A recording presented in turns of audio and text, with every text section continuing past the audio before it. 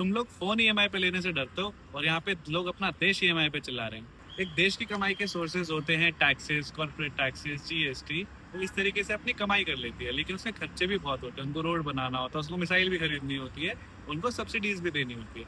अब होता क्या है, जब तुम्हारे खर्चे तुम्हारी इनकम से ज्यादा बढ़ जाते हैं, उसको बोलते हैं फिस्कल डेफिसिट।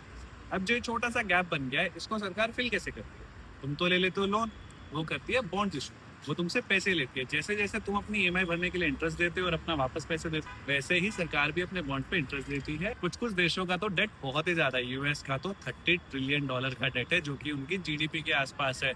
और इंडिया का भी जो डेट है वो ऑलमोस्ट 80% के आसपास है। दिक्कत बहुत ज्यादा डेट से नहीं होती है, दिक्कत ये होती है कि उस डेट का कहाँ पे इस्तेमाल हो रहा है। अब देखो, रोड बनाने में हो रहा है तो बहुत अच्छा मल्टीप्लायर है, उससे जॉब्स भी क्रिएट होती हैं। अगर तुम अच्छे अच्छे स्पेशल इकोनॉमिक जोन्स बनाते हो, उससे भी बहुत फायदा होता है। लेकिन अगर तुम फ्री भी दोगे तो उससे कोई रिटर्न तो आना नहीं।